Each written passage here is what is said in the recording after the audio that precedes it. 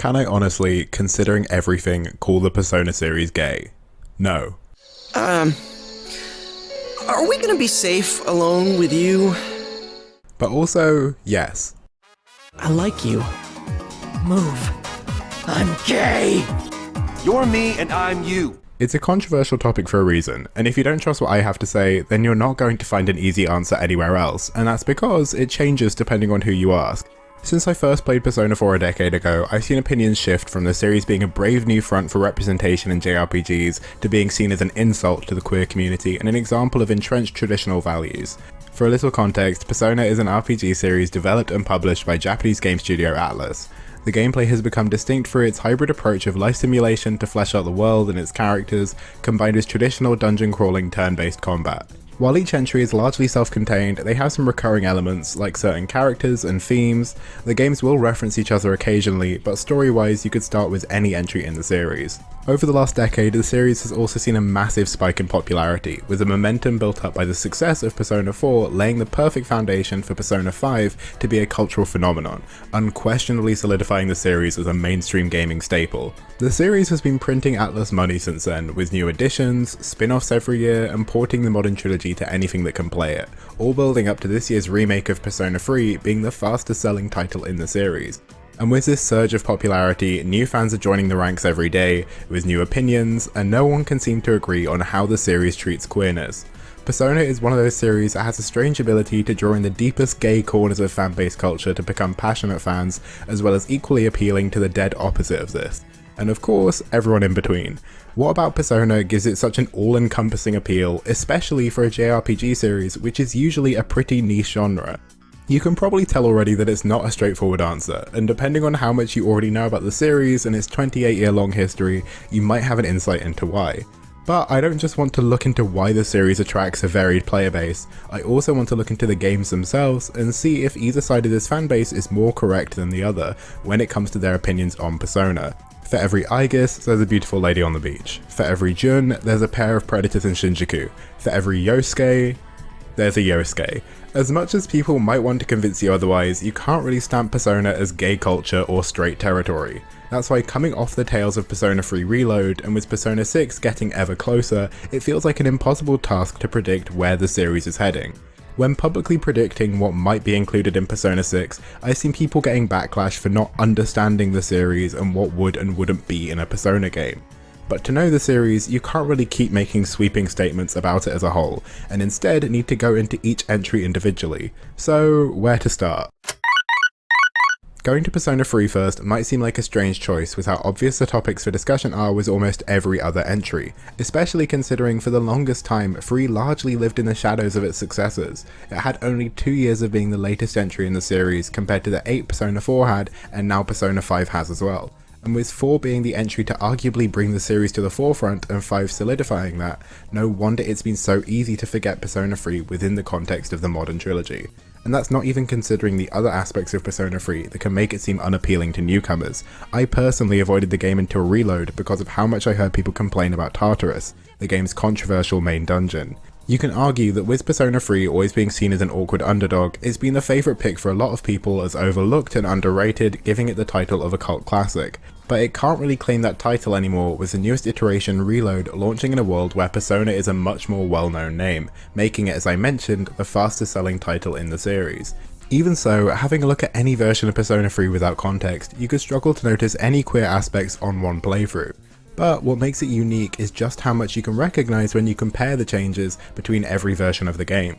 With Persona 3 Reload being the first incarnation of Persona 3 I sat down and finished, I was naturally curious about the differences there are between this version, the 2006 original, Persona 3 Fez, the definitive edition released a year later, and Portable, the PSP port with its own host of changes from 2009. So let's start with the OG and work our way up to where we are now. Looking for queer main characters in vanilla Persona 3 won't get you very far. Arguably the closest you could get is some subtext between Ryoji and the main character, but in vanilla 3 there isn't much to work with. I've seen some people debate that the Temperance Arcana social link Bebe, André Laurent Jean Giraud, could be seen as gay. I mean, he is French, but other than that, interpretation of his potential sexuality is pretty open-ended, since his social link doesn't really focus on anything related to that. but with 3 being the first Persona title to have romance be a more fleshed out mechanic compared to the previous games, and the game launching in 2006, it's understandable that Atlus wouldn't go out their way to include a gay option. If we're looking at something more obscure, there is an unnamed female NPC who hangs around the high school corridors who makes comments idolizing Mitsuru to the extent where it's pretty clear there are romantic feelings. Her dedication goes so far that she's managed to survive every version of Persona 3 since the beginning, so good for her. Aside from that though, there isn't much else queer, unless of course we're overlooking a shining example of Atlus's comedic writing with Beautiful Lady on the Beach. During the party's summer getaway, Junpei suggests Operation Babe Hunt, while him, the player character, and Akihiko are on the beach. As the trio flounder around, unable to get any numbers from the ladies they encounter, they eventually start to make some progress with an NPC called Beautiful Lady. After she flirts with the three for a while, Akihiko points out a hair on the woman's chin, leading to her quickly being renamed Beautiful Lady with a question mark. She panics, then the boys panic, then she flirts with them some more and leaves. Panic around trans women was already a tired trope in 2006, and that hasn't changed since. This scene remains unchanged in the next 2 versions of Persona 3, but it turns out the Beautiful Lady hasn't been completely forgotten, but more on that in Reload. Compared to the next 2 versions, there really isn't too much different with Fez, since most of what is added is in the answer epilogue, following on from where Vanilla 3 finished. I won't get into this too much, since firstly, there won't really be any chance of me avoiding spoilers for how 3 ends, but more importantly, there isn't really much to talk about for this topic at least. However, Fez does strongly focus on the character of Aegis, who has been a main party member since the original Persona 3, but in terms of this conversation, she only becomes more relevant when playing. Portable is a weird one, and is part of the reason why talking about Persona 3's different versions can be difficult. Unlike with Vanilla 3 to Fez, Portable doesn't keep just adding content, but also takes some away, likely for the sake of all of Persona 3 fitting on the PSP. The answer epilogue from Fez was removed, but instead we now have the option to play as a female main character. Being able to play as Kotone adds some gender-specific scenes, but arguably the most significant inclusion is the exclusive romance options depending on who you play as. This led to the controversial inclusion of Ken Amada as a romance option, but I'm not touching that with a 10-foot pole. However, what it doesn't change creates some pretty gay implications. The main example is the aforementioned Aegis. Her romance from the male route of Persona 3 is left mostly unchanged. Early on, she'll make reference to not being able to be with Kotone because she's female. But clearly, her perception has changed by the end, with clear implications of romance. This is an often overlooked piece of representation since it's hidden in the female route of what used to be a semi-inaccessible JRPG. But in 2023, Portable was chosen to be ported to modern systems instead of Fez, so this option for Aegis has made a slight resurgence. And since Aegis is seemingly more of a mascot for Free than Koromaru is, this is a pretty big deal. Another character who is sometimes overlooked in this conversation is a female Velvet Room companion Elizabeth, who our protagonist can take on dates if she chooses her instead of her brother Theodore. The final date with her is definitely changed from the male main character's version, but there is still a pretty strong sense of romance too, which a lot of players picked up on. However, perhaps the most interesting queer context for Persona 3 isn't in a same gender romance options for Kotone, but for a male one. When playing as a female main character, a whole host of male romance options unavailable in the male route open up, and one of these is pivotal plot point character Ryoji, who's introduced relatively late in the game. His social link plays out like a lot of other romances for the female main character, but he notably mentions during one conversation, "I would still like you no matter if you were a guy or a girl."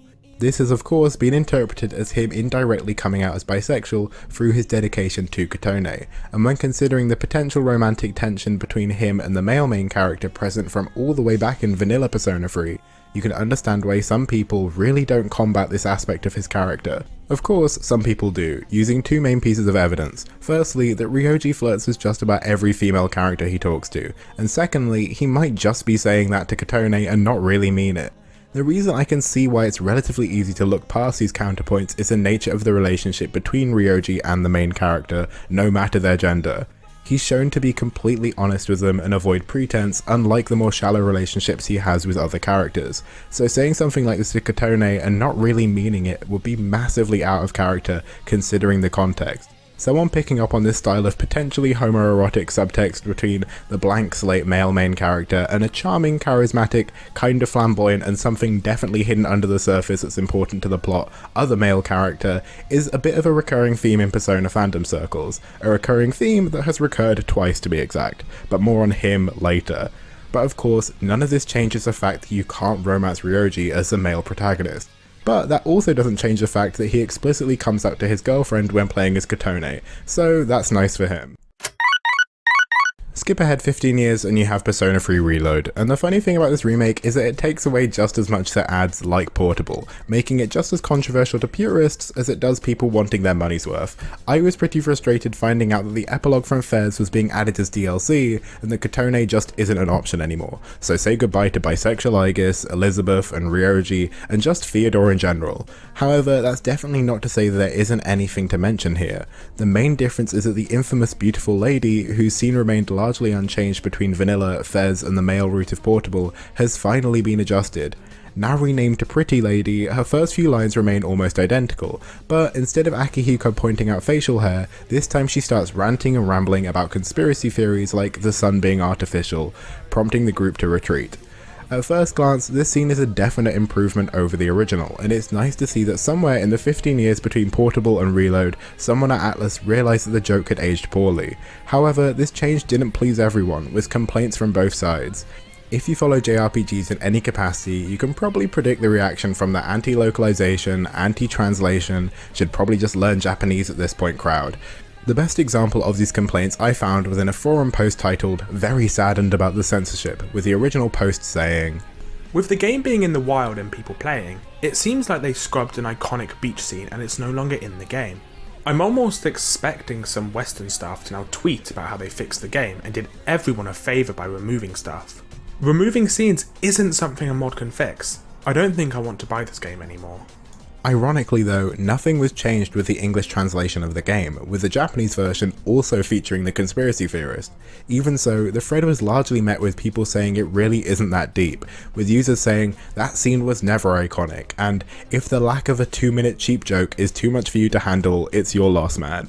Aside from the pseudo-censorship complaints, there were some more thoughtful cases as well.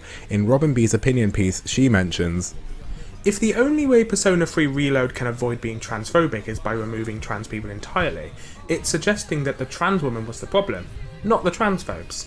Considering Atlus's history of portraying gay and trans people as predators and punchlines, the solution needs to be more than erasure." And you can see where she's coming from. Sure, no transphobia is better than transphobia, but also getting rid of the only trans character present can't feel great for trans Persona players either. So looking at Reload for the queer scorecard, it's a -1 for removing a trans character, but I guess +1 for removing transphobia. So does it do anything else to tip the scales? Yeah, kinda. In the grand scheme, this is so minor when compared to more explicit examples, but in a new animated cutscene from the beginning of Reload, we get a frame of a school bag featuring a rainbow pin or badge. Some have guessed that it belongs to the Mitsuru-loving lesbian, but we'll never know for sure.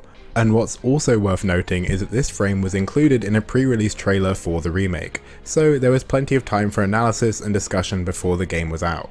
For example, note that I didn't call it a pride pin, and that's because there was debate over whether this is just an innocent rainbow or an actual symbol of gay pride. However, I think as do others, this was pretty clearly intended to be seen as a symbol of pride. One Reddit user summed it up pretty cynically, saying, "The trailer is targeted marketing. A person had to make the creative decision that out of 60 plus hours of footage from a full playthrough of the game, this specific shot would be chosen to blast out as part of a marketing push. There's no way that it was an accident." And even if you use the argument that to a Japanese audience the rainbow is simply a rainbow, gay pride imagery in Japan features the same use of rainbows as it does elsewhere, and either way, Japan is aware of gay people, so feigning the argument of complete cultural ignorance is as inaccurate as it is patronising. Of course, this pride pin quickly became the most controversial animated frame in a trailer for a day or two, leading to some calling it a bombshell for diversity, and others mourning its inclusion, calling the game woke Sona free, and saying the game is butchered. In spite of these relatively extreme reactions, as you can see, the game ended up being pretty neutral, getting rid of the tactless trans representation, but also removing all of the queer content added in Portable. Through it all, at least Mitsuru's lesbian is still there. If we slightly overlook fairs, the differences between the different versions of Persona 3 in terms of queer representation or lack thereof are pretty staggering for games that are supposed to be the same game. Looking back at how different 3's different iterations are, it's not just interesting to see what has been included and taken out in the 18 years between Vanilla and Reload, but also how this reflects on what Atlus wants to include in their most popular franchise. So where does this leave the franchise moving forward? Well, with Reload leaving us with a pretty even playing field, it's hard to predict. So what comes after 3? While Reload was my most recent Persona playthrough, 4 on the PS Vita was my first. When considering queer representation in Persona, 4 tends to be where the conversation starts and sometimes ends, and that's understandable to a degree. The debates about the queer characters and themes present in 4 have been raging for the last 16 years, and with the threat of a remake, they're likely not going to end anytime soon either. Worth noting, while there are significant gameplay and narrative changes between vanilla Persona 4 and its definitive edition Persona 4 Golden, none are relevant here. So unlike with 3, there isn't going to be much reference to differences between the two versions. There are plenty of places I could start with Persona 4, but for this I'm going to follow the crowd and start where everyone else usually does. For the first few hours of Persona 4, there isn't really anything gay worth mentioning. That is, until we're introduced to Kanji Tatsumi. Before diving into Kanji, it's worth giving a very abridged rundown of the relevant central plot device of Persona 4 being the mystery of the Midnight Channel, as well as the shadow versions of the core cast.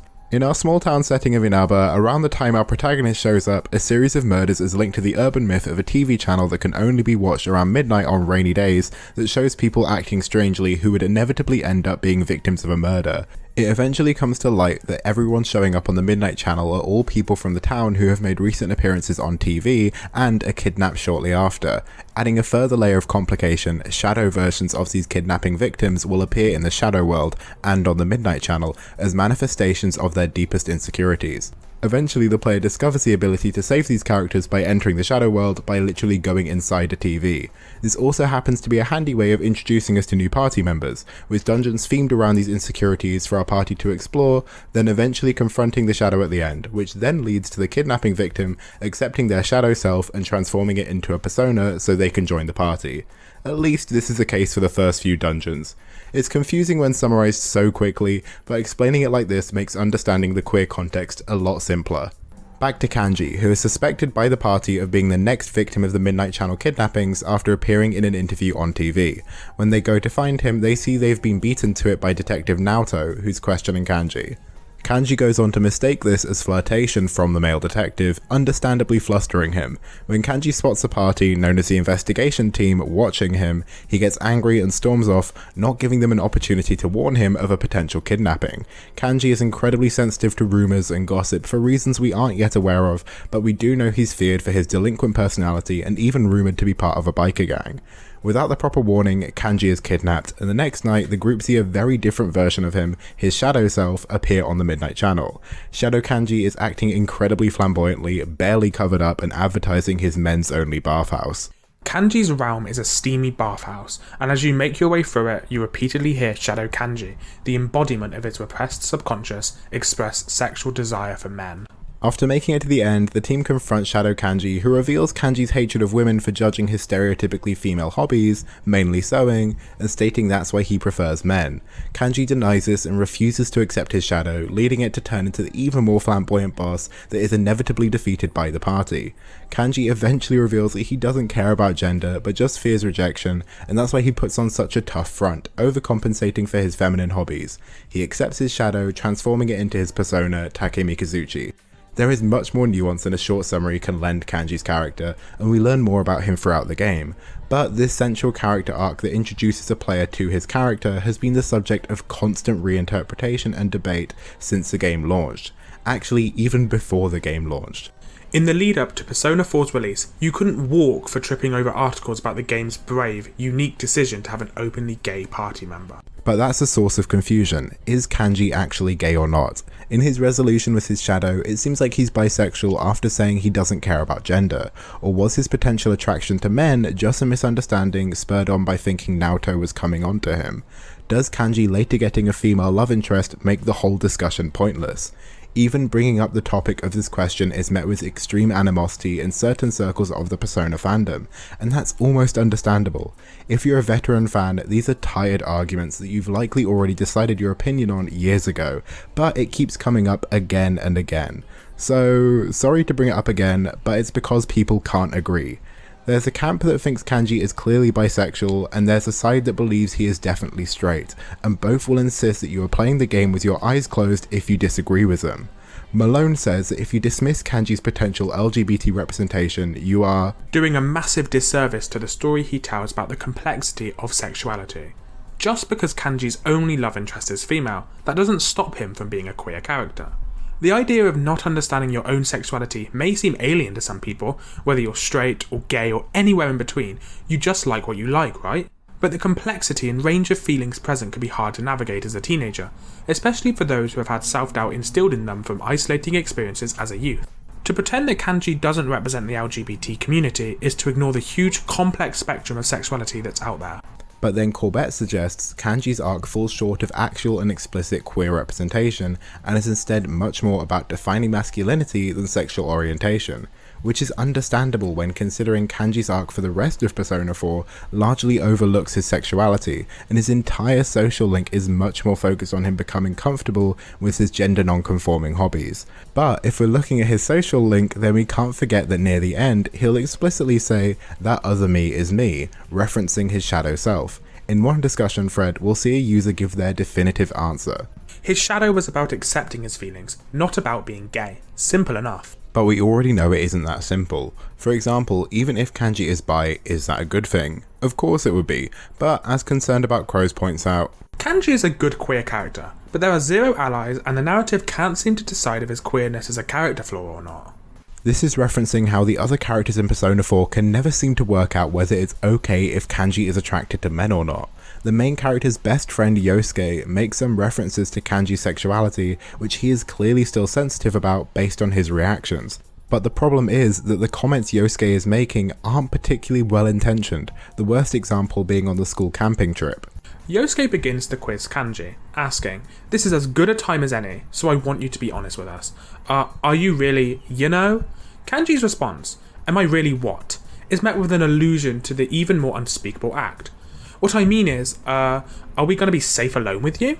Despite the player's various forays into demon-filled dungeons, wielding massive weaponry and casting magical spells, what constitutes a risk to safety is not the threat of monsters, but the lurking possibility of the queer body within the player's midst. You do get the option of choosing to defend Kanji, but as Kaiser points out, this isn't really enough. There are the occasional dialogue options that allow the protagonist to side with Kanji against Yosuke's teasing. They ultimately feel like a moot point. The camping scene, for example, always proceeds the same way no matter whether the player makes the protagonist side with Yosuke or Kanji, and choosing the Kanji supportive dialogue has exactly zero long-term effect on Yosuke's attitudes or behaviour. After all that debate, you would be surprised as I was to find out that there has been a semi-official answer given as well. Persona 4 project leader Unamba famously said that there is no official answer and that players should decide for themselves, emphasising that the importance of Kanji's story is that his cry to be accepted should be what's applicable across the spectrum of gamers. Lead editor of Persona 4, Nick Maragos, literally says in the same interview, "It's left ambiguous as to whether or not he really is gay, but if gay players want to claim him as one of their own, he's an example they can be proud of." This is something a lot of people will overlook. On one hand, I more than anyone understand that you don't need to look to creators to tell you how to interpret what they've created.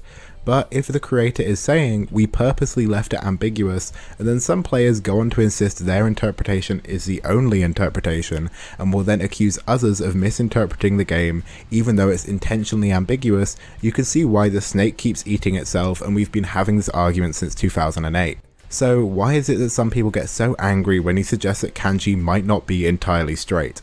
I can't be sure and I can't speak for all of them, but a big reason is that Kanji's sexuality directly ties to Naoto. It did feel a little like an impossible task to talk about Kanji's sexuality without mentioning Naoto, since to players of Persona 4 it must have felt like I was directly dancing on top of the elephant in the room. But the reason I wanted to split the discussion is partly because the two topics often get muddled up with each other, and more importantly, because the debate around Naoto isn't about sexuality, but gender. And if you thought the discussion around kanji sexuality could get heated, then it's unfortunately even more polarizing with Naoto. Again, some context is needed. Hours before we even see Naoto in game, we hear from Dojima, the protagonist's uncle, that Naoto has been hired as a detective to help with the string of murders plaguing Inaba, and that is what eventually leads us to see the character for the first time as Naoto is investigating Kanji as a potential kidnapping victim the same time we are. Soon after the accidental flirtation with Kanji, Naoto also enrolls in the same school as the rest of the group. Later on, once the party has explored a few more dungeons and the plot has progressed further, Naoto decides to act as bait for the Midnight Channel murderer, purposefully appearing on a TV interview, and is of course kidnapped soon after. Later the party sees Shadow Naoto on the Midnight Channel, dressed in a lab coat, talking like a mad scientist about doing a body alteration experiment and undergoing a new birth. After investigating Naoto and finding out that the detective is often disrespected as a workaholic tryhard by the police department, the party eventually find where Naoto has been taken in the Shadow World, the secret laboratory. Upon reaching Naoto and Shadow Naoto at the heart of the dungeon, the group find the room filled with dangerous looking machinery and surgical equipment. Shadow Naoto reveals that they have manifested from Naoto's insecurity of being born a female, an insecurity exacerbated by women not being taken seriously in the police force. After outing Naoto as a woman, something completely unknown to the party up until this point, Shadow Naoto reveals that they intend to perform a body-altering experiment on Naoto, clarifying that this is intended to be a sex change operation. The investigation team defeat Shadow Naoto, and Naoto admits to wanting to make their parents proud as a family of detectives, but had struggled with insecurities about her age and then gender getting in the way of fulfilling their ambition. She comes to a moment of realization that she never wanted to be a man, but instead needed to accept herself, transforming her shadow into her persona, Sukuna Hikona. Like Kanji, there is much more to Naoto than how she is introduced to us as a party member, but this summary encapsulates the majority of what people talk about when it comes to debating Naoto's gender. However, where discussion of Naoto shifts is that it's far less ambiguous than Kanji. After Naoto joins the party, she is treated as unquestionably female, and the resolution with her shadow doesn't give you any reason to doubt this. Returning to Kaiser, they ask, there is no point in asking the question, is Naoto Shirogane trans? It's easy to answer in plainest terms from the base text. Ask the question, why isn't Naoto Shirogane trans? And a far more interesting discussion arises. That's because, even when Naoto is supposedly comfortable with their gender identity following their dungeon, their behaviour just doesn't seem to reflect that. She's not just uncomfortable with her identity, but with her body itself. She refuses to wear revealing clothing during the school pageant, is painstakingly uncomfortable at the doctor's office and the hot springs, and even in her formal wear prefers masculine and modest clothing. Given all of that, it isn't hard to see why those who aren't strictly cis, whether binary, trans or non-binary, strongly identified with Naoto. And that's where the debate arises. Many trans Persona fans identify with Naoto and see her narrative as a trans allegory, and often see Naoto as an unofficially trans character. And I doubt this is hard for any of you to believe, but this does not go unchallenged. One of the most common pro-trans Naoto arguments you'll find is that Naoto is a potentially trans character in their setup, but is completely let down by the narrative when it comes to the execution. Naoto, someone presenting as male and up until this point seemingly content with identifying as such, has just been outed as trans by his own shadow. The game asserts that being trans is not a legitimate identity. Naoto can never become an ideal man because he was not born male. To me, this seems like a gross misrepresentation of a trans character. When Shadow Naoto is defeated, Naoto acknowledges that he will never be a real man. This perception of Persona 4 just not knowing how to handle a trans character is further emphasized when looking at how Shadow Naoto's lab is presented. The possibility of bodily transformation is not an act to be desired, but a terrifying, disruptive process. The sword gleams, hovers over the table menacingly, and in the battle that follows, the boss taunts the player with the endless threat of cutting flesh. No, that will never do. Patients must lie still for me to drill proper holes into them. You could even argue that Naoto's gender ambiguity is still being hinted at when looking at the design of their persona. The bandages illustrate her conviction to exist as a girl, while still ambiguating how others perceive her gender identity. Sukuna Hikona's appearance further facilitates the visual ambiguation of Naoto's gender through its helmet, hiding the persona's face. And you can go into analysis as much as you want, but surely that doesn't change the fact that the game insists that Naoto is a female as soon as she joins a party. We can see this looking at Naoto's social link. Later in the game, the player can choose to begin dating Naoto, where dialogue options allow the player to tell her that they are happy that she's a girl. and in a direct connection to her performance of gender, encourage her to wear a form-fitting red dress and speak in a higher, more feminine pitch. In the original Japanese version of the game, the encouragement is even more jarring. Rather than asking Naoto to speak in a higher voice, the player can tell Naoto to stop using the masculine pronoun for I and switch to the feminine version. Looking at details like this, you can start to understand why the debate around Naoto's gender is so vitriolic. On one hand, you can recognise the game treating Naoto's cross-dressing as a stepping stone towards her becoming comfortable as a woman in Japan's male-dominated police force.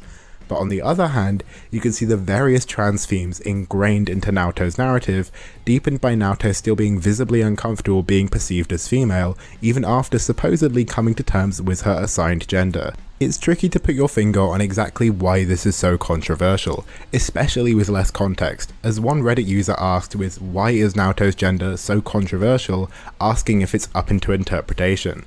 The top reply is a well-balanced response, focusing more on the sexism in the Japanese police force and sharing some relevant stats about how outnumbered women are in the field, but notably points out, a lot of Naoto's experiences do overlap with the trans experience, and I'm certainly not going to be the kind of asshole who generalises and says that my interpretation is superior to anyone else's. But that energy is hardly consistent if you keep scrolling. Because a bunch of people projected onto Naoto, only to throw a tantrum when it turned out she wasn't trans at all. Is it up to interpretation? No, Naoto is a girl. It's absolute dumbasses that can't read or jump to conclusions. Because them fucking SJWs want to use Naoto as an outlet to promote trans stuff. It's only controversial for people with poor reading skills. Agree with them or not, it sure sounds like a lot of assholes who generalise and say that their interpretation is superior to anyone else's. Not everyone is coming at it from this angle though. Everyone's going to bring their own perspectives into the media they consume. It's unavoidable. Naoto's story overlaps with a lot of trans experiences, so it's easy to interpret them as trans. Ultimately, it's up to you how you want to think of them. I guess just know that the confusion about Naoto's gender isn't something that's really left up to interpretation within the text. Which is true, it isn't left up to interpretation within the text, which is why another user brings up the extra layer of potential subtext. A lot of older media codifies LGBT subtext because it would have been considered risque or inappropriate to openly call those characters gay or trans, so some people interpret Naoto's character as transcoded because of the cultural expectations of the era. Naoto is canonically a cis woman, but if trans people see their experiences reflected in Naoto and her character arc and choose to interpret Naoto as a trans man, then I don't see what the big deal is. Which is then quite ironically followed with another user saying, anyone who says Naoto is trans is unironically sexist. They think females are so privileged that they can only possibly want to be male presenting if it is internally how they feel and not due to a myriad of social pressures that she herself clearly explained. If every time a woman wished they were born male meant that they were trans, then literally 90% of women outside the Western world would be trans. Jesus Christ, learn some empathy beyond Twitter brain rot. Disregard absolutely everything people like this have to say. They just want to project their poorly thought out politics into everything while being disgustingly insensitive. Remember this specific interpretation for a moment. One user returns to queer coding and how Naoto's narrative aligns with their own experiences. The way Naoto's dungeon is portrayed in her initial conflict of wanting to be a man feels very queer-coded to me and a lot of individuals in the queer community. I'll be honest, a lot of the persona community that is loudest are cishet men, which isn't a bad thing, it just means that they might not understand the queer experience as well. I just wanted to talk about the other side of this conversation more, because it's not talked about much in this community because it gets shot down every time it gets brought up, which to be quite frank, is messed up. That would be kinda messed up, especially considering that person I said to remember just a minute ago responds by saying, I think that side of the conversation needs to be shot down because it is extremely toxic and insensitive and shits hard on women's experience in society and the workplace. When you turn this very, dare I say, universal female experience into Naoto somehow being trans, you're spitting in the face of every female professional who has ever needed to present more masculine. It still doesn't justify shitting on an extremely progressive storyline that speaks to the experience of hundreds of millions of women, trashing on its messages, rewriting it completely, and then crying about how people are close-minded for not accepting your revisions. And while I don't think this user intended to make this point at all, I think this conflict is exactly where the controversy around Naoto's gender lies. On one hand, you have trans and trans-sympathetic Persona players recognizing the theming and symbolism in Naoto's narrative and letting that shape their perspective of this clearly complex character. And then on the other hand, you have the interpretation supported more concretely by the text that Naoto's narrative is solely about her being uncomfortable as a woman involved in the Japanese police force. The disconnect and the vitriol are sourced in the belief that these two interpretations can't coexist. But why not? There is a common misconception that the existence of trans people, trans characters, or trans narratives detract or distract from women's issues. As someone not part of either of these groups, it's pretty easy to recognize that this belief is being spread by groups who just don't like trans people, whether that's TERFs or your standard run-of-the-mill transphobe. So am I the SJW suggesting that if you think Naoto is trans, you hate trans people? No. However, if you aren't at least willing to acknowledge that some trans Persona fans might identify with Naoto's narrative, then you might have been subconsciously or even consciously influenced by this anti-trans rhetoric. Standing back and returning to the question of why Naoto isn't trans and choosing to ignore the entire debate I just decided to comb through, we can only really speculate, because in the end, Naoto's story is full of confusing narrative choices. While the narrative is sure that it wants to present Naoto as a woman by its conclusion, it makes multiple messy missteps in getting to that conclusion. Primarily how uncomfortable Naoto is shown to be presenting as female before and after resolving with their shadow. Yes, I know tomboys exist, but how many tomboys have manifestations of their insecurities obsessed solely with gender reassignment surgery? And that's a running theme with Persona 4, that there isn't really an easy answer for anything, and the evidence for that is that people have been arguing about it for the last 16 years, and I've only really given you a taste of that. Finishing up with Kanji and Naoto, you might think I would start working towards giving my final thoughts on Persona 4, but while it's important to consider the implications of what's included in a game, it can be just as interesting to look at what wasn't. Yosuke Hanamura, the protagonist's best friend and the first character to join the party, a character whose name you might recognise from his homophobia towards kanji, was in fact supposed to be a love interest. Audio files still present on the disc seem to heavily imply that Yosuke was indeed a romance option for the protagonist, and that this option was cut quite late in the game, late enough that there is English audio of the cut lines as well as the original Japanese. If the timbre of Yuri Lowenthal's performance is anything to go by, he was definitely coached on the lines in a romantic context. I never knew I had such heat inside. Don't make me say stuff like that. Don't go. I like you. Yosuke as a love interest made it so deep into Persona 4 that there are still remnants of it left in conversations within the finished game. The script for his social link in the finished game contains heavy homoerotic elements, indicating that you're not interested in any of the girls who make Yosuke feel happy, and his final speech delineates the protagonist as uniquely special from Yosuke's family and friends, and retains an event flag, a special option depending on the previous dialogue choices, something used uniquely as a branch to separate the platonic romantic roots with female party members and not part of any of the other male social links. So it's pretty much undeniable that at one point in development, far enough at least to get to the point of reaching English voice actors, Yosuke was intended to be a romantic social link for our male main character. An interesting choice since firstly, Yosuke is shown to harbour some homophobic tendencies, and secondly, surely kanji would have made a much more logical option given what we know about him. But taking a step back, you can start to see where this choice makes sense based on what we know about Yosuke and his relationship with the main character. Aside from Yosuke's dependence on the protagonist, his casually homophobic attitude towards kanji on the camping trip easily could be a projection of his insecurities, and with overcoming insecurities being a recurring theme in Persona 4, you can see where the pieces start to fall together. Sure, the homophobic character who turns out to be gay is a tired trope, but if handled well, it could have made Yosuke an even more engaging character, because as it's left in the launch version of Persona 4, he just comes across as a bit homophobic.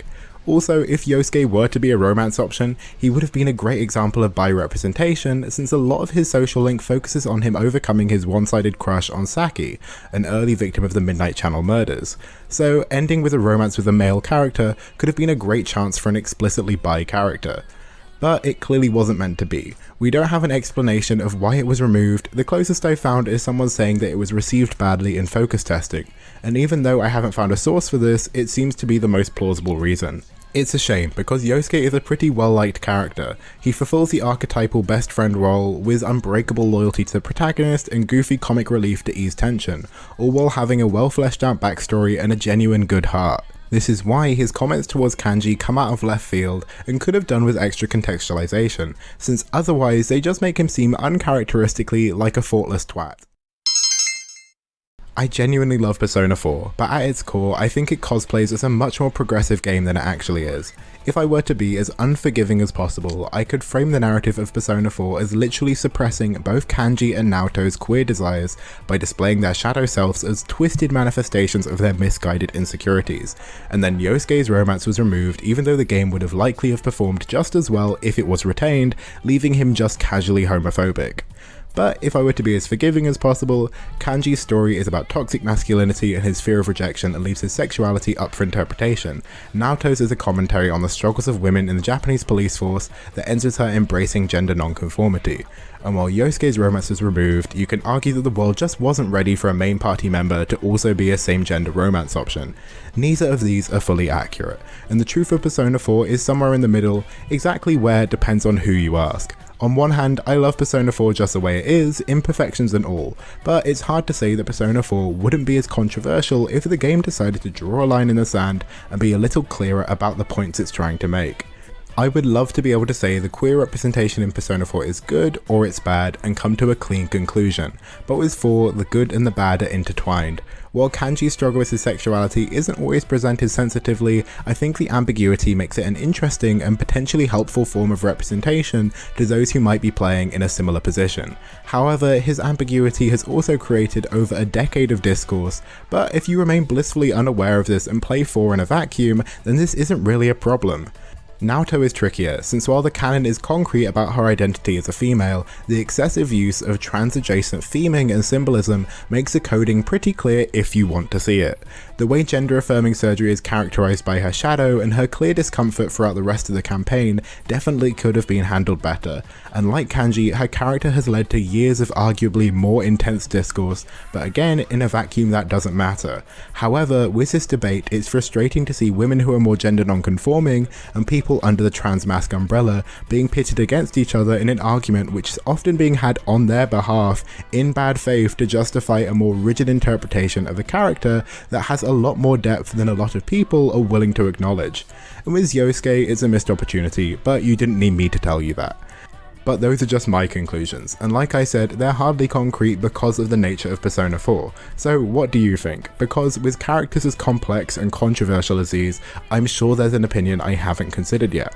Part of the reason why these discussions about Persona 4 are still so prevalent is because the Persona fanbase keeps growing and people continuously go back and rediscover the older games in the franchise. But when did the Persona franchise get so popular? Persona saw a massive leap in popularity after the success of Persona 4, spawning anime and manga adaptations and even whole spin-off games, all laying the foundation for the franchise to truly take off, and that's exactly what happened, with Persona 5 becoming one of the most beloved games regardless of genre in the last decade. As well as the game's fantastic reputation, building up to release there was a lot of anticipation. Like I said, Persona 4 sowed the seeds, and because of that the hype train for 5 was longer and more intense. That meant more rumours and more expectations. One expectations a lot of fans were hopeful for was same-sex romance. You can see why after the theme was brought up with Kanji and was almost included with Yosuke. Some thought it was inevitable while others thought it was at least more likely, especially since queer rights had progressed significantly in both Japan and the West in the 7 years between the launch of 4 and 5. None of these rumours were quelled when series director for Persona 3, 4 and 5, Katsura Hashino, made the statement about 5 leading up to the game's launch during an interview. There are a lot of people stuck between a rock and a hard place, emotionally speaking. On the one hand, they might not be keen on living by the same rules and values that defined previous generations, while still lacking the will to go out and actually break those barriers down themselves. That dark side of society is a central pillar to the game we want to make with Persona 5. When people heard the game would follow characters who don't want to live by the previous generation's rules and feel emotionally repressed because of this, a lot of people assumed that queer characters, or at least one queer main character, would be a shoo-in. Well, spoiler alert, they were wrong. But just how wrong were they? Semi-controversially, Persona 5 didn't include gender options for our protagonist, so when discussing same-sex romance, people focus on the male options. While I'm sure there's a reality where any of the male social links could develop into a romance, the three most popular options tend to be free of the male party members: Ryuji, Yusuke, and spoilers, Akechi. Coming off the back of Persona 4 cutting Yosuke as a romance option, it's understandable why a lot of people might want his Persona 5 variant, Ryuji, to be romanceable. Shepard dives into his frustrating experience with Persona 5's romance options, using Ryuji as an example, the character who he would have chosen if given the choice, but that wasn't meant to be. Joker's best friend Ryuji is undoubtedly the most adamant about prying into his love life. Within some of Persona 5's earliest conversations, the dopey delinquent asked my opinion on the women of the game, as well as tried to rope me into his schemes to pick up girls at various points, and every time he did, I could only choose to tell him I wasn't interested. This never led to Ryuji asking why I wasn't interested. He was just annoyed that I refused to go along with his locker room talk. The closest the developer got to allowing me to tell Ryuji that my version of Joker loved him was with the repeated implication that I wasn't interested in women. I felt I didn't fit into the narrative that Persona 5 spins. Ultimately, when Persona 5 reached Valentine's Day, when most players would see the culmination of whatever romantic relationship they pursued, I was, surprisingly enough, visited by Ryuji. As Ryuji lamented about his lack of a companion, all I was able to do was comfort him, joke around, and even ask him if visiting on Valentine's Day of all days was a confession. He promptly said no. From a non-gay, non-sympathetic perspective, you might perceive Shepard's experience as whiny, but cutting through the top layer, you can find this is less about Ryuji being unavailable as a same-sex romance option, because from what you can see, that was clearly never in the cards. Instead, he's conveying frustration about his interactions with Ryuji when suggesting that his character might not be attracted to women were met with disdain and borderline disgust. Persona 5 cannot wrap its head around the fact that you wouldn't want to romance one of its lovely ladies, and when you're at the end of a playthrough single, where most gay players likely are, it'll proceed to kick you when you're down. So, not a great start for Persona 5 if you were looking to romance your best friend. But what about Yusuke? Not to rely on stereotypes too heavily, but Yusuke seems like a much more obvious choice, especially compared to Ryuji and his aforementioned locker room talk. Yusuke is a more logical choice for a same-sex relationship, that is, if you're playing into the artsy stereotype. He's a young artist with a flair for fashion and philosophy. He even talks a bit slower than other characters to emphasise the ballad-like notes of his general conversation. I also found a thread of players lamenting Yusuke not being a romance option. It's like they created him to be the perfect gay boyfriend, cute dates and outings included, and then somehow forgot to include the direct romance option. I mean, for Christ's sake, he's even the character who gives you the most presents on outings. I always feel so good and uplifted when I hang out with Yusuke, and feel like I made him feel better too. Also, his goodbye quote about keeping my smile is so touching. Just let me date him, Atlus. Yusuke's the type of guy whose attraction transcends gender anyway. His social link is the thing that's closest to romance, in my opinion, in the entire game.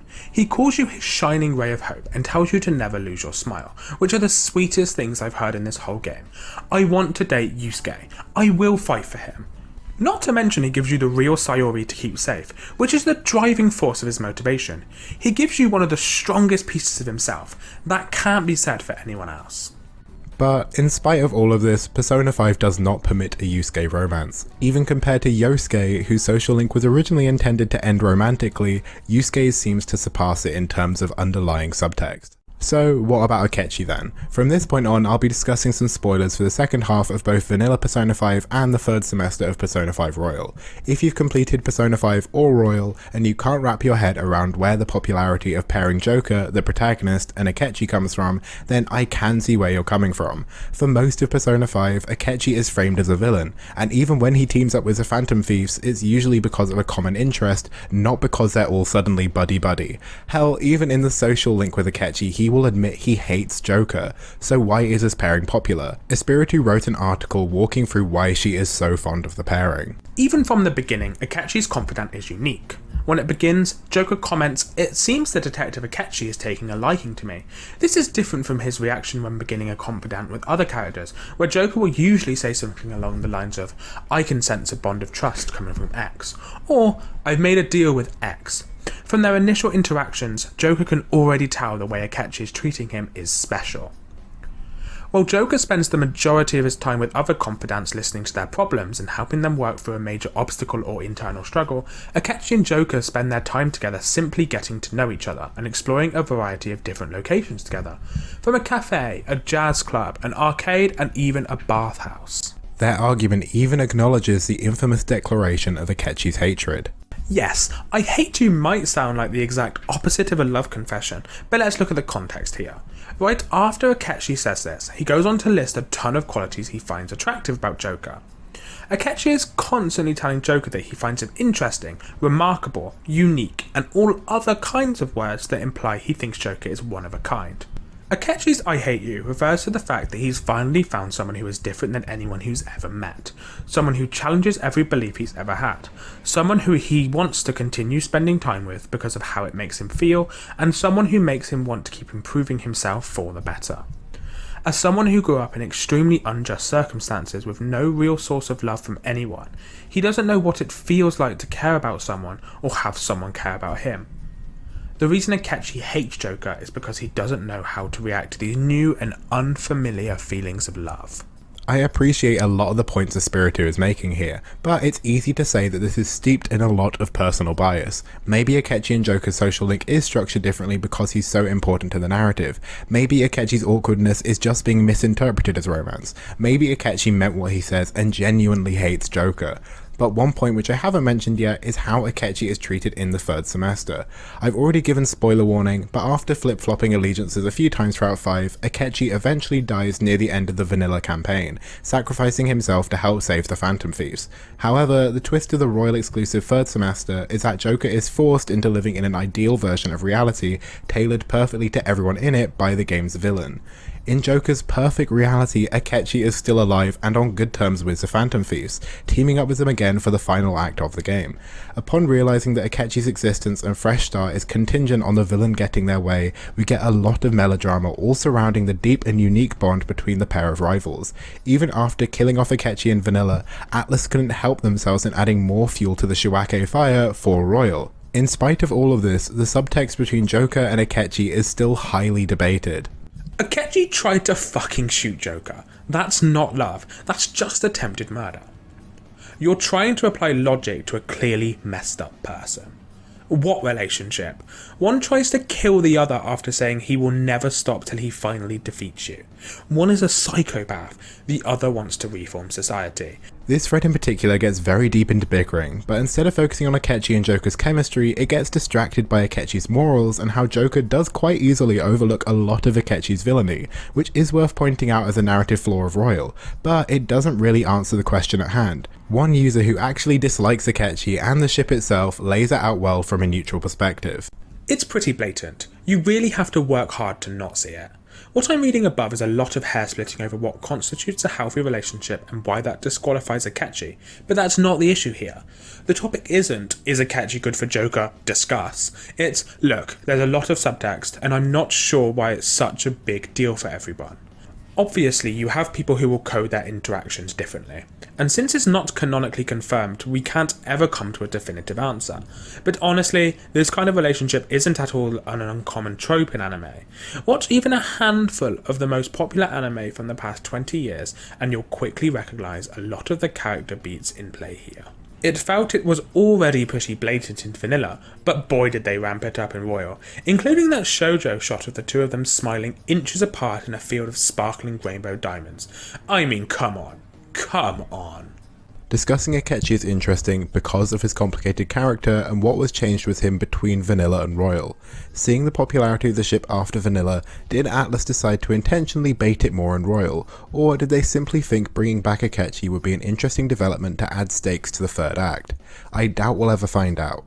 Either way, in spite of all the extra attention given to the complicated and deep relationship between Joker and Akechi, nowhere in Vanilla or Royal does it get anywhere near official confirmation.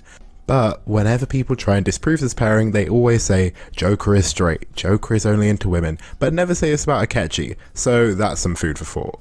With all of this, you would think that Atlus had made a clear decision to not include homosexuality in any capacity in Persona 5, but as it turns out, that isn't the case. What's even worse is the fact that there are two gay characters in the game. They're just the worst.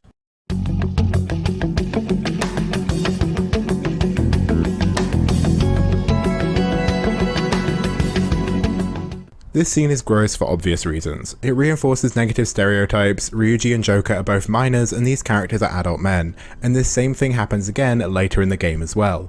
And the fact that these are the only gay characters we see in Persona 5 really just sucks. It harkens back to the style of dated humour used as Beautiful Lady on the Beach in Persona 3 and Yosuke's homophobia in 4, and shows that in spite of 5 aiming to represent those going against traditions of past generations, the game still feels content punching down. But notably, this scene is from the vanilla version of Persona 5. In Royal, the scene is changed considerably. Speaking to IGN during a Persona 5 Royal preview event, Atlus communications manager Ari Advincula explained that dialogue in certain scenes, specifically ones involving Ryuji and 2 effeminate male characters, would be changed so that those men were no longer shown in a negative light. We actually were able to go through some of the lines that players may not have received as well, look at that feedback and then update it for the current generation. Advincula also explained that their localization team has an internal content review team. She described as very on the pulse about what's right and what to do. She explained Royal was a chance to make it right. The scene was changed from the men coming onto Ryuji to instead wanting to put him in drag. So great, the offensive scene with little to no bearing on the narrative as a whole has been removed. Now everyone is happy. If you thought the backlash to Beautiful Lady on the Beach being changed in Persona 3 Reload was a lot, then this will likely be too much. I extremely hate censorship, and don't trust those that sway away from their craft in the name of embracing shallow mediocrity like the rest of the corporate world. It sets a ridiculous and dangerous precedent that internet hate mobs could bully developers or localization teams into censorship. They don't even really like Persona 5 or JRPGs. They keep saying these games are too much anime garbage and how much better the games would be if they would take the Japanese out of them. I care about experiencing the game as original developers intended, not some sanitized version where everything offensive has been removed. Of course, there was backlash to this backlash, with people calling these claims of censorship ridiculous, partially because it's such a tiny excerpt from the game as a whole, and partially because it isn't even really censorship. If you plan on boycotting this game out of principle because Atlus had the audacity to not want to offend another slice of their consumer base, that's your right. It's silly and you're missing out on a great game over a very small piece of it being changed. Kane touches on it here, but looking at it from a more cynical but likely truer perspective, Atlus didn't make the change because they wanted to do the right thing, but because they wanted to sell more copies. And it worked. The movement to boycott Royal made little noise, and the game did incredibly well, now seen as a definitive way to enjoy Persona 5. However, the changes made aren't perfect by any means, as Dale points out. The scene no longer revolves around the couple pressuring Ryuji into a sexual situation because they are attracted to him, but they do still pressure Ryuji into a situation he isn't comfortable with, rather than listening to his pleas to be left alone. The punchline is now, isn't it funny that these gay men made a boy wear women's clothes, despite the fact that they were clearly making him uncomfortable? So you can't have gay romance, but you can have gay characters that, despite everything, will not respect consent. Persona 5 is a massive game with a massive fanbase, and I'm sure I've missed something. For example, Lala Escargot is a side character in a social link who is portrayed as ambiguously queer and is shown in a relatively positive light. Or I could talk about how Arndt's dynamic with Shiho is seen by some fans as potentially gay, or even the brief option in some demon negotiations where you can say that you like men. But from a broader lens, I think that's all I can say about Persona 5. I don't think people would be so frustrated about the lack of queer options if Hashino hadn't explicitly mentioned that he wanted to advocate for people who are oppressed in mainstream society. As the game goes on, that outsider perspective becomes less of a core theme and increasingly becomes window dressing. While these characters may feel rejected, their outsider status doesn't always hold up under examination. The Phantom Thieves are framed as outcasts, but in an idealised way. They are marginalised in the way the kids in the Breakfast Club are marginalised. They may all be on their respective fringes, but they also all have places they belong. Queer youth are seldom as lucky as the Phantom Thieves. In many cases, they don't have safe spaces to return to at the end of the day, let alone unconditional love and acceptance. Hashino's mission statement for Persona 5 ended up essentially being window dressing to give the game a bit more edge. The Phantom Thieves all face incredibly difficult circumstances, but societally speaking, none of them are oppressed because of their identity.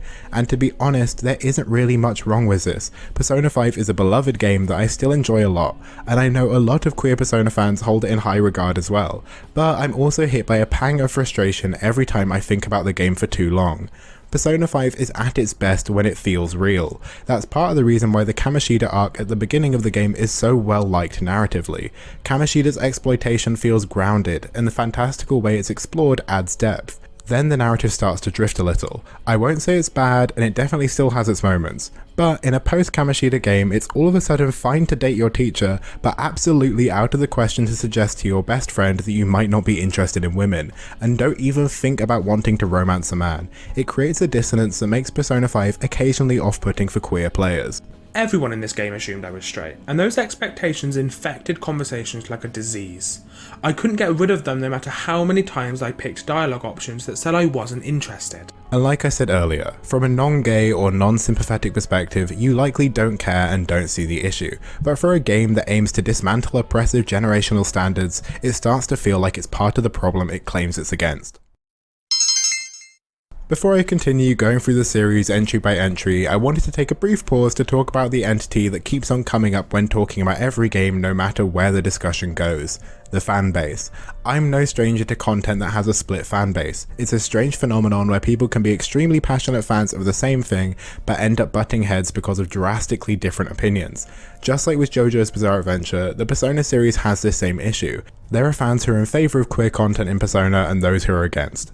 That's why arguments over the Shinjuku gays changing in Persona 5 Royal get so heated, or the true meaning of Naoto's story in Persona 4, and even the addition of a pride pin in Persona 3 Reload. I think it all comes from a place of defensiveness, which from one angle I can understand. Like I've said, before Persona 5 blew up, the franchise was still relatively niche when considering the wider gaming sphere, so the communities that were fans of them, especially outside of Japan's, were just as niche. If you've put hours and hours into a game that you think is your thing, and then all of a sudden people start coming in after the series becomes mainstream and you have opposing opinions about it, of course you'll get defensive. And on the other hand, you have newer fans who feel just as entitled to their opinions since they've played the same game you have. Who cares if you played it before them?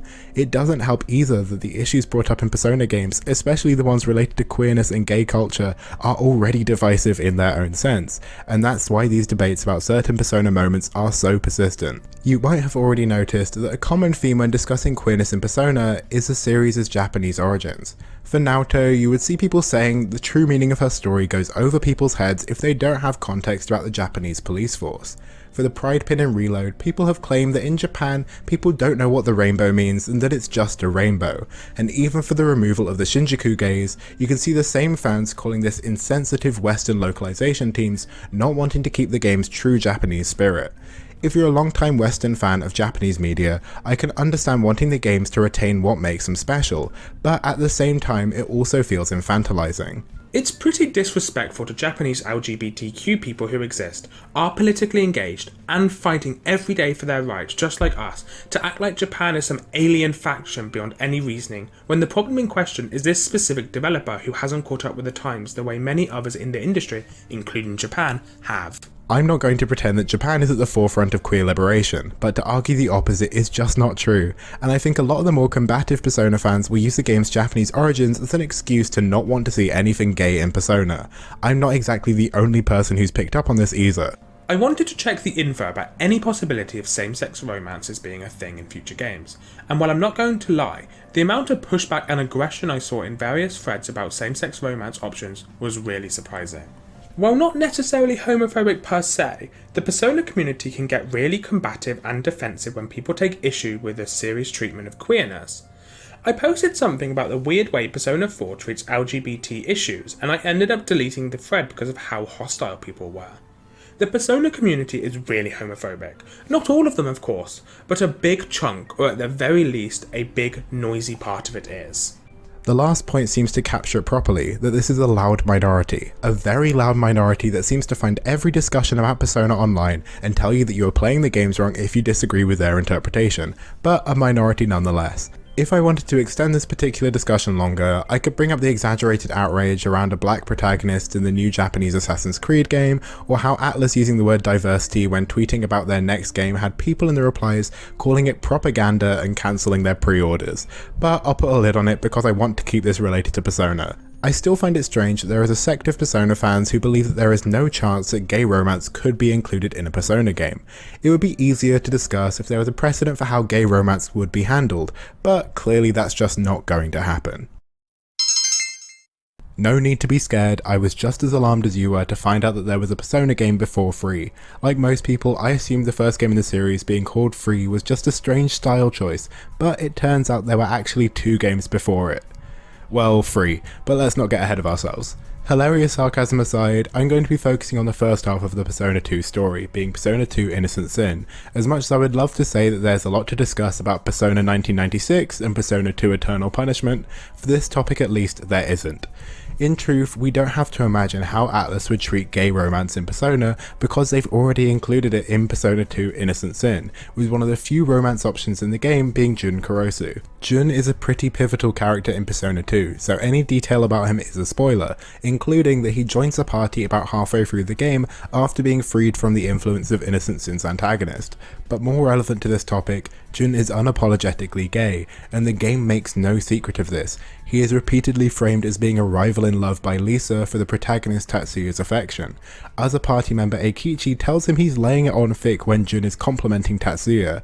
He gets excited anytime Maya compares him to Tatsuya. It's not really a proper source, but here's his wiki page saying Jun is heavily implied to be gay. Tatsuya and Jun's personas are even themed after the heirlooms that they entrusted to each other and still treasure in the present. Tatsuya even uses Jun's lighter in one of his animations. There's more I could say, but I don't really need to give evidence because Jun is a romance option. During the tourist temple, Lisa asks Tatsuya who he has a crush on. If you answer Eikichi, this is treated like a joke. But if you choose Lisa, Maya, or notably Jun, the answer will be taken seriously. From then onwards, when given the opportunity, the game will refer to them as lovers during demon negotiations, leading to the demons treating the pair as a couple, with there even being unique dialogue for demons acknowledging that they're both men, voicing their support, or lack thereof. This doesn't just mean that Jun is the first openly gay romance option in a Persona game, but it also means that Tatsuya, the game's protagonist, is bisexual as well. A common detractor of Jun and Tatsuya is that Jun's romance option was only included to attract fujoshis, female fans of BL and or yaoi. This comes from an interview with Atlus from around the time Persona 4 was released asking about Jun. We created that scene as an experiment to see how players would react to this particular scenario. There is a subculture within female Japanese fans of anime and comics where they value romantic relationships between fictional male characters in a different way than in real life gay culture. We were wondering if we could satisfy those fans. This quote can't be attributed to a specific member of staff since the interviewee is only ever listed as Atlus, so we have no clue to what extent this person worked on Innocent Sin. However, this is still the closest thing we have to an explanation of why Jun was included as a romance option. So Jun might have been made an option to attract fujoshis. Hey, maybe even fudanshis too, we don't know for sure. That doesn't change the fact that Jun is an incredibly well written character with a fleshed out personality and backstory who plays a pivotal part in Innocent Sin, and he happens to be head over heels for Tatsuya, and Tatsuya, an equally well-written protagonist, can reciprocate these feelings, and it's not played for laughs, if we overlook some funny demon negotiations at least. This isn't the only respectful representation included in Persona 2. Lisa's character arc brought awareness on the issues of xenophobia and race fetishization. Eikichi being a fan favourite has also shown to be a complex character. His character story and his relationship with Miyabi Hanakoji have contributed to the elements of body positivity, delivering awareness on eating disorders, body stigmatization, and the harmful effects of bullying. Jun and Tatsuya aren't even the only queer characters in Persona 2, with side characters like Anna and Noriko also heavily implied to be gay. This isn't to say that all of the representation in Persona 2 is great. For example, there are a couple of NPCs that are heavily implied to be trans and are not treated well at all, and that can't be excused. This treatment of trans characters can be seen as a clear precursor to Beautiful Lady in Persona 3. Aside from this, however, the rest of the representation in Persona 2 is mostly handled well and respectfully. So what changed between Innocent Sin having one of the 3 serious romance options be gay, and the next 3 mainline titles not having any traces of same-sex options except for the scrapped remnants of gay Yosuke? Turns out there might be one person we can blame. Katsura Hashino, the man who you may remember from saying he wanted Persona 5 to represent those oppressed by generational traditions, happens to have become series director for Persona starting with 3 and carrying on since then for 4 and 5. And as you'd know if you've been paying attention, that means he's been in charge of every Persona game in the last 18 years without gay romance, and also just happens to have very little to do with the 25-year-old game that did have it. I and a lot of other people have fallen for the trap of, this is it then, Hashino's to blame, case closed. And while I think it's worth looking at the influence Hashino has had on Persona, I don't think it's productive to treat him as a homophobic overlord empowered by Atlus to try and make us forget about Tatsuya and his boyfriend. Before Hashino, we had a canon female protagonist and non-offensive LGBTQ representation. I don't blame fans for thinking that Hashino might be homophobic and misogynist. A thread on Reset Era became momentarily controversial for being pretty ruthless and systematically going through the problematic elements of the games Hashino's directed. This of course includes Persona 3's Beautiful Lady on the Beach, Yosuke's homophobia and the mishandling of Kanji's characterization from 4, the Shinjuku gays from 5, but this list also adds a divisive representation of trans characters in both versions of Catherine, a different Atlus title that Hashino directed. Laid out like this, yeah, it's pretty damning. This list includes almost everything that Hashino has his name on, so you've got to at least admire his consistency, but can we know that he's to blame? On the credits next to director, it doesn't say responsible for all the bigotry as well. And that's a complicated thing about games. There isn't just one person we can tack everything onto. It's not like a book where there is one main person responsible for everything creative. Games, and by extension movies and TV, have whole teams of people with their hands on different parts. So if anything, if you want to find who's directly responsible, then looking at writers would likely be more fruitful. But even so, the director is still responsible for the image of a game. They're supposed to have supervision over the final product and the process of getting there, giving it their stamp of approval. So even if Hashino might not have been in the writer's room saying, and then the homos in Shinjuku will drag Ryuji away and do unthinkable things to him, it'll be hilarious, he did play through that scene and every other scene and say the game is ready to ship.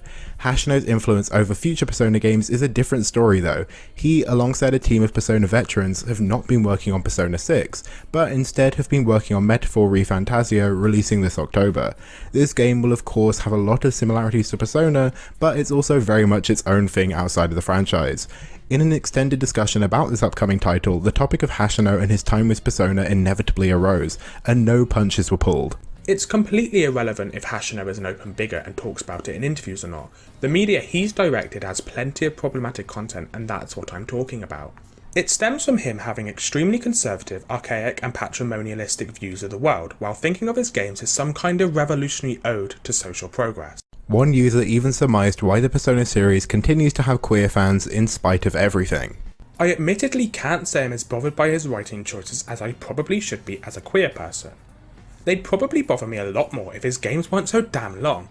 A handful of instances of homophobia and transphobia don't really stick out as much as they probably should when the entire game is 100 hours long, and I don't even see them all since I never do all of the social links. I'm in the same boat. I love these games, but that's because these moments don't dominate them. However, they're disappointing nonetheless when they show up, and the impact of these moments, even if they're infrequent, should be noted. This is part of a grand scope of how media portrays people, and it does have effects in reality, because it normalises it. I've seen such denialism that queer people either don't exist in Japan and it's been imported, or it's not that bad, stop complaining, among other things. Unfortunately, Atlus has a long history of issues that normalise this crap, and if anyone tries to push back at us calling this out, that says more on you than us. And that's the problem. Concerns about the way Persona treats queer people is so often treated as whining or not that deep, but the real issue is that it accumulates to become the normalization this user is talking about. That's part of the reason why shutting down conversation about any of the queer elements of Persona is so common.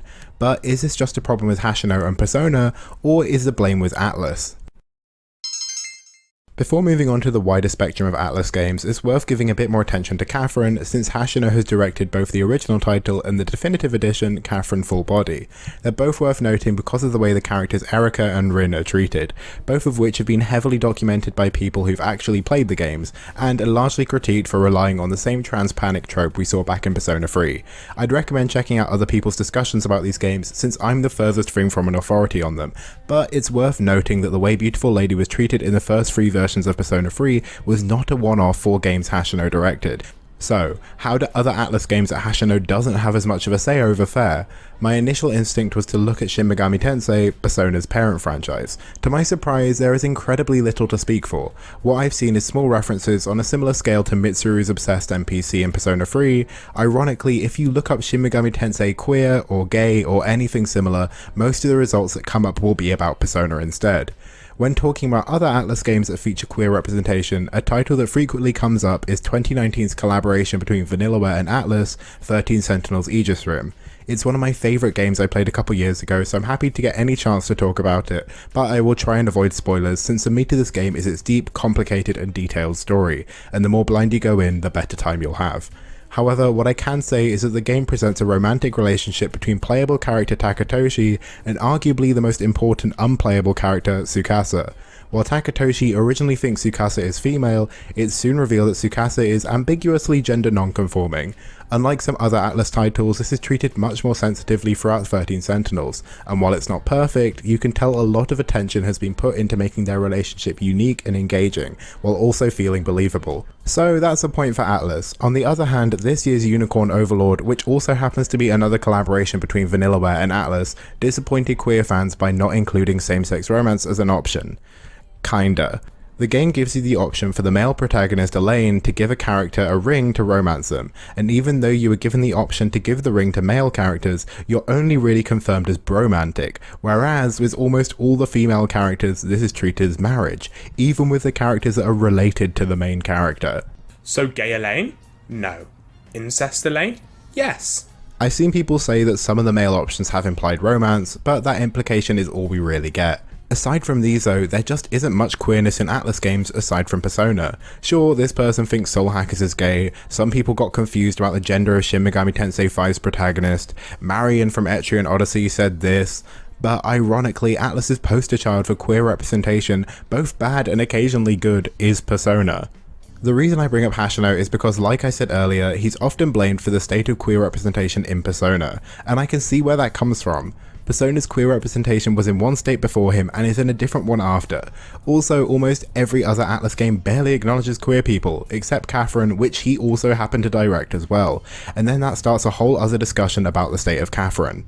But he's also just some guy who worked on some games. Not to devalue his work, the modern trilogy are great games, questionable writing moments aside, but since he doesn't work on Persona anymore, at least for now, that's the bookend. Even if I'm interested to see how Metaphor turns out, since so far it looks promising. Without him though, that doesn't mean that Atlus is going to go gay crazy and include 7 Juns and a Noriko or 2 in every Persona game. And like many people have pointed out, Persona is a JRPG, and mainstream Japanese games just don't embrace queer culture. Turns out, JRPGs are getting gayer. Need Proof, Final Fantasy and Dragon Quest, the 2 biggest JRPG series, both featured prominent queer characters in their most recent entries. Dion was arguably the best written character in Final Fantasy XVI, with believable, engaging development throughout the narrative, and also has a boyfriend. And while Sylvando from Dragon Quest XI doesn't look at the camera and say, "I'm homosexual," he doesn't really need to.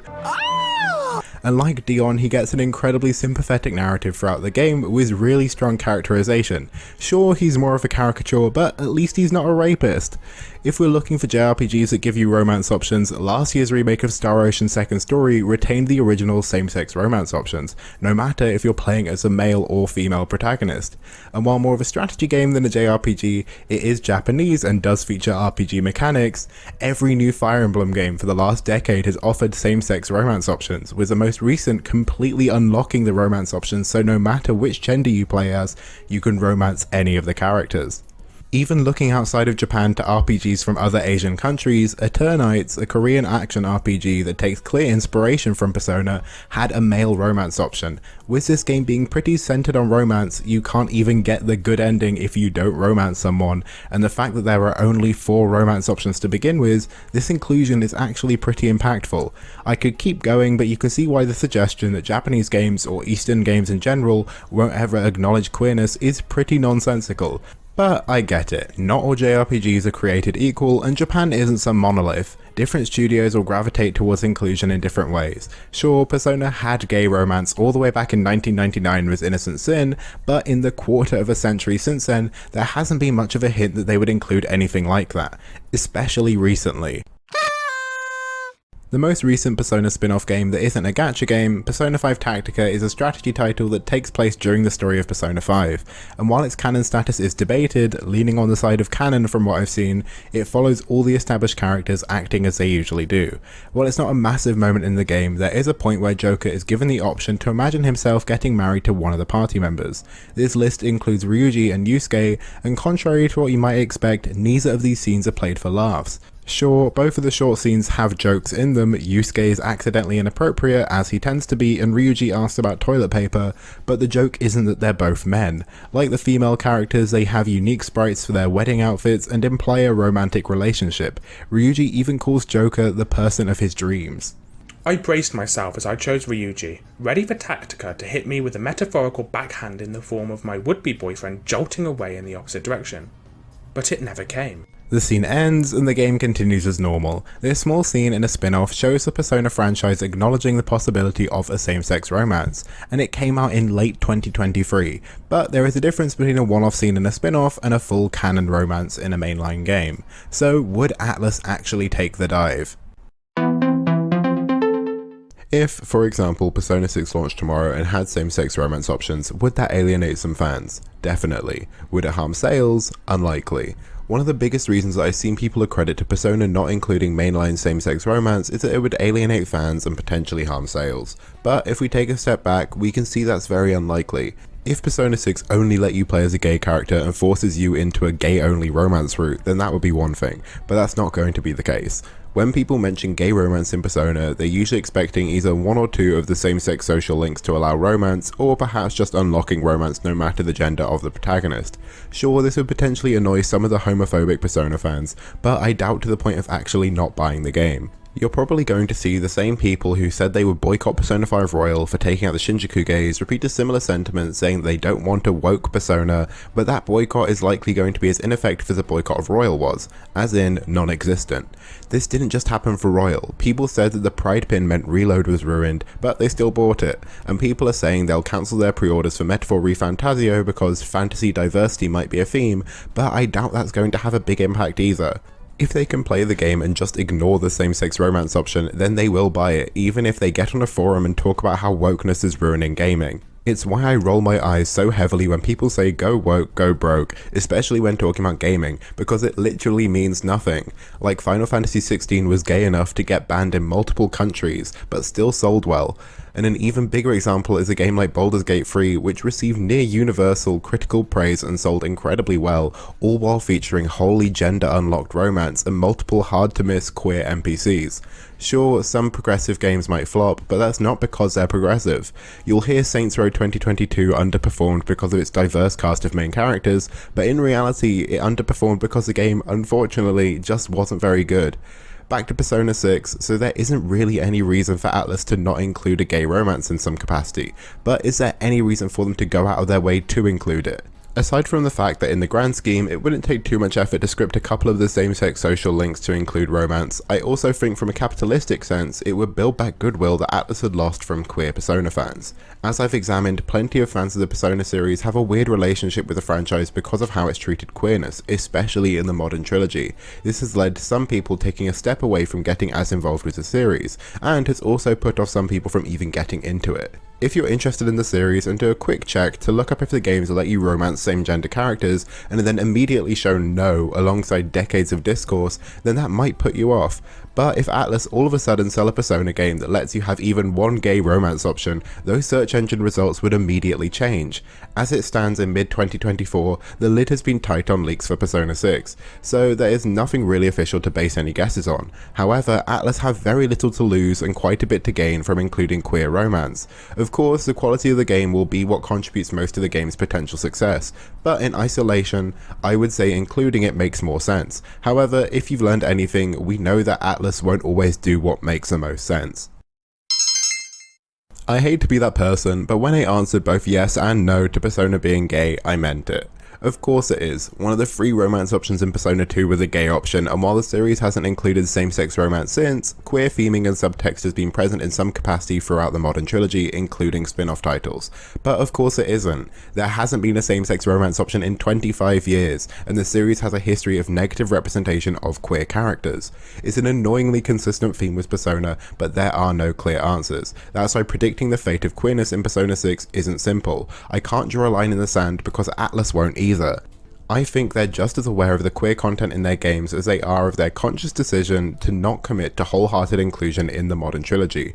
Concluding is tricky because I haven't really got the means to conclude. I could summarize and say this is what's in Persona 3, Persona 4, 5 and 2, and here's what could be in Persona 6, but you've already heard it from me already, and if you want to hear it again, I trust you know how to skip back in the video. What I can say is I'm interested to see how the two future Atlus titles turn out. While Metaphor ReFantazio is not a Persona game, and for what I've seen it doesn't feature romance, it still has characters, and it's still being worked on by influential Persona veterans, of course including Hashino.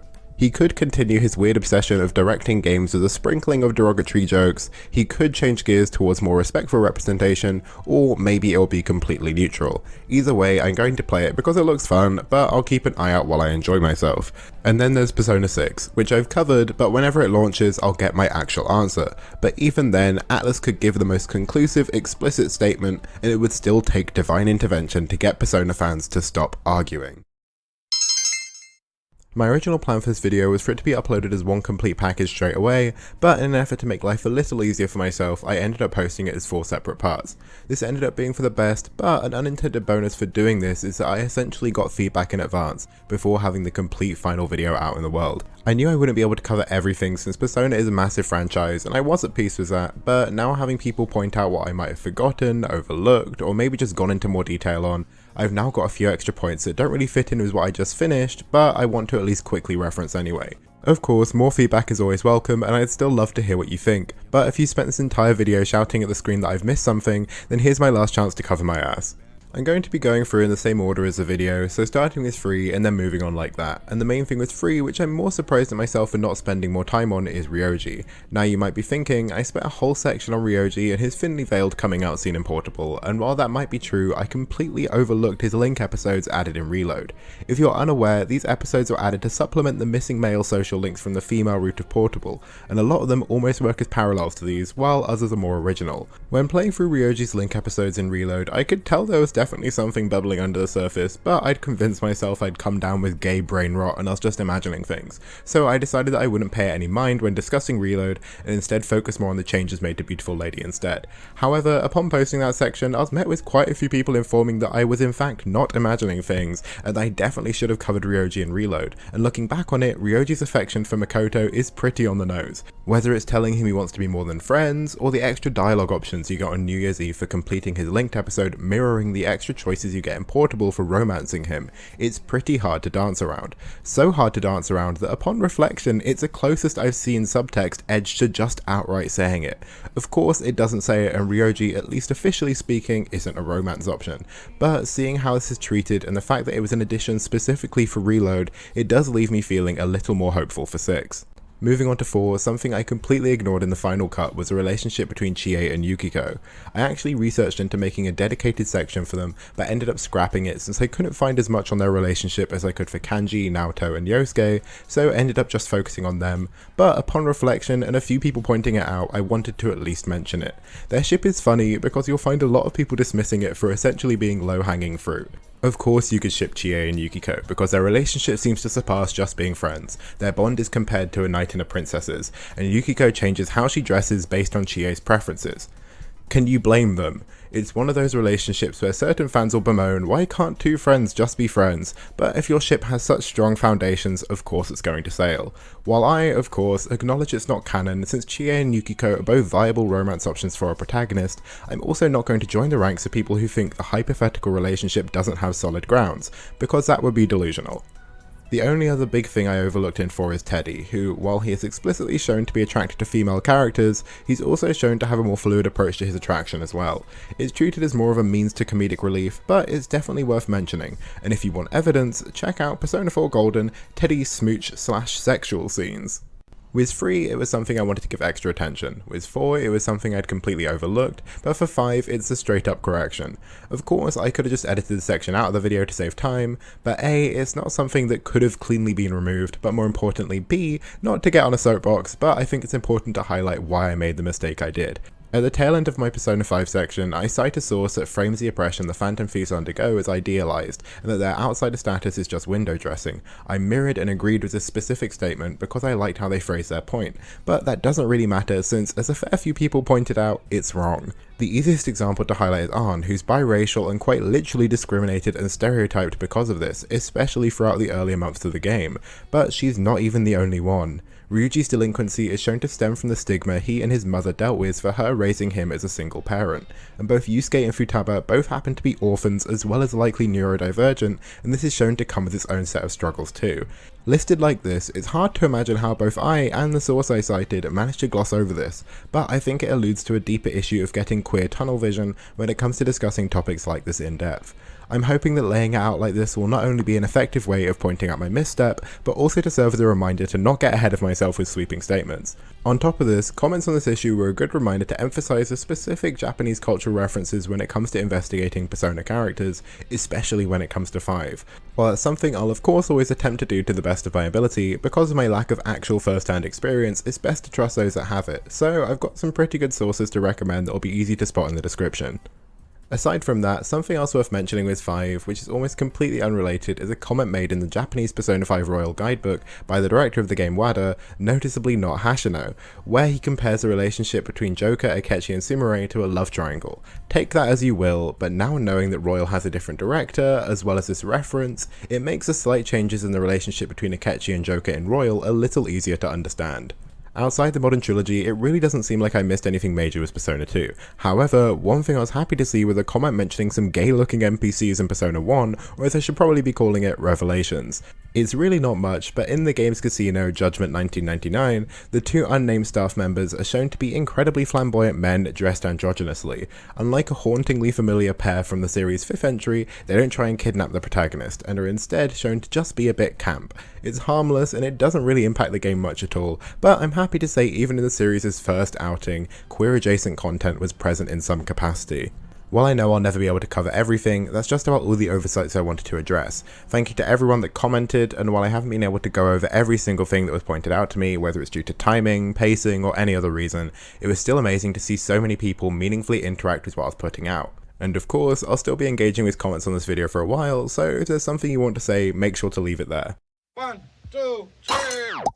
This video has been a massive project and it really shows in how long it ended up being, so thank you if you've made it this far. Since I didn't do proper outros for the first 4 parts of the video, it's an even bigger thank you than usual for Annie and Jay.